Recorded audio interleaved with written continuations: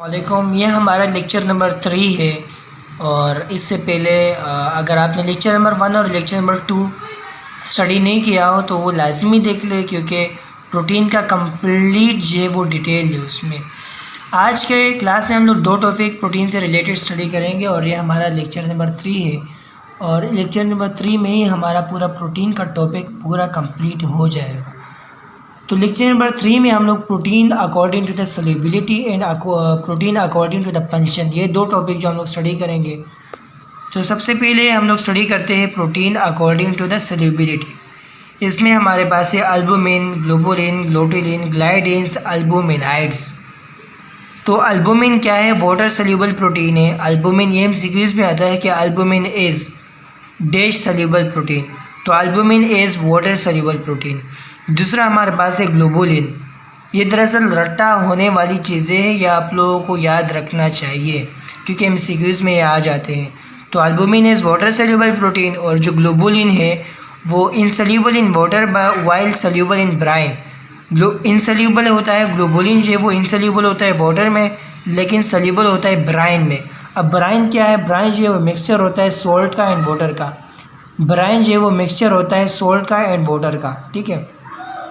ग्लूटालिन क्या है? Insoluble in water and soluble in acid and base. Glutelin एक ऐसा प्रोटीन है जो कि इनसॉल्युबल होता है वाटर में लेकिन सॉल्युबल होता है एसिड में एंड बेस में। ग्लाइडिन्स एक ऐसा प्रोटीन है जो कि इनसॉल्युबल होता है वाटर में लेकिन सॉल्युबल होता है वो अल्कोहल में, यानी अल्कोहलिक मीडियम में ग्लाइडिन्स जो है वो सॉल्युबल होता है।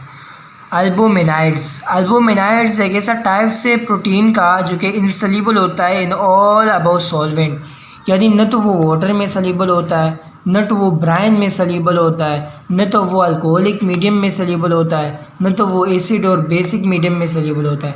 यानी तमाम मीडियम में जो सॉल्युबल न होने वाला प्रोटीन होता है तो उसको हम लोग अल्बुमिनाइड्स कहते हैं।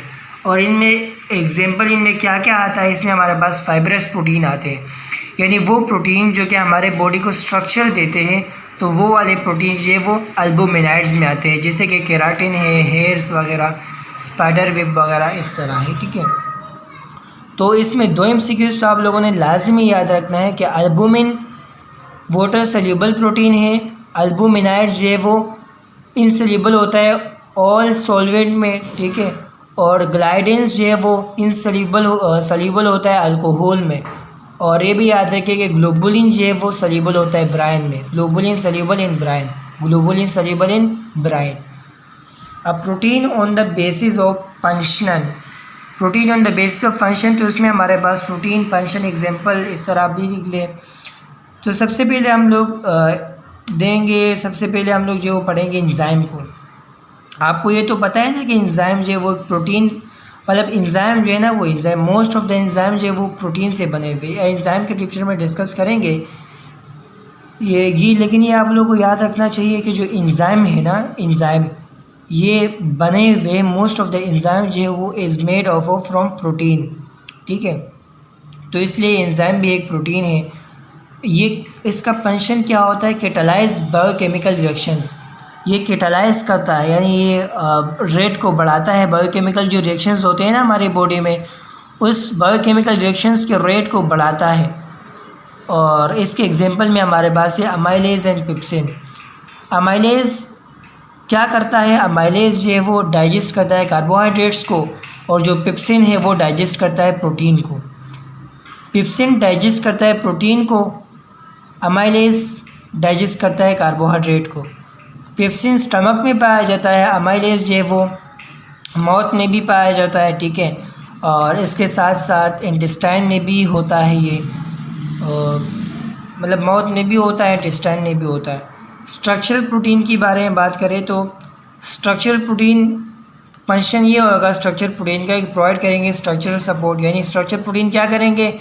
स्ट्रक्चर देंगे और क्या करेंगे? जैसे कि टाइटिन है, स्ट्रक्चर प्रोटीन तो बहुत सारे हैं ना, केराटिन भी है, स्पाइडर वेब भी है, लेकिन टाइटिन मैंने यहाँ पे एग्जांपल क्यों लिखा है पता है? क्योंकि टाइटिन में ये एमसीक्यूज आता है कि मोस्ट कम्प्लेक्स प्रोटीन या मोस्ट लार्जेस्ट प्रोटीन इज़, तो मोस्ट कम्प्लेक्स प्रोटीन या मोस्ट जो लार्जेस्ट प्रोटीन होता है वह हमारे पास टाइटिन है। ठीक है, ये भी याद रखें टाइटिन के साथ कि title is the most complex and largest protein. ठीक है, स्टोरेज प्रोटीन में हमारे पास है, स्टोरेज प्रोटीन क्या करते हैं, वो स्टोर करते हैं आयरन को एंड अदर सब्सटेंस को, जैसे कि फेराटिन है, फेराटिन क्या करता है, वो स्टोर करता है आयरन को। जिम्सिकीज़ में आप लोगों को ये इस तरह आएगा कि स्टोरेज प्रोटीन इज़, तो आप लोग लिखेंगे स्टोरेज प्रोटीन इज़ फेराटिन, या इस तरह आएगा फेराटिन स्टोर डैश, तो फेराटिन स्टोर करते हैं आयरन को। और ये तो आप लोगों को पता होना चाहिए कि जो साइन है, ये वाला जो साइन होता है ना Fe, ये दरअसल आयरन का होता है केमिस्ट्री में। ठीक है, तो दरअसल Fe मतलब फेराटिन है, तो Fe का मतलब आयरन, तो ये याद रखिए कि फेराटिन स्टोर आयरन। ठीक है, ट्रांसपोर्ट प्रोटीन का फंक्शन ये होगा, तो ट्रांसपोर्ट करते हैं स्पेसिफिक मॉलिक्यूल्स को ब्लड में, like oxygen, lipid, glucose etc।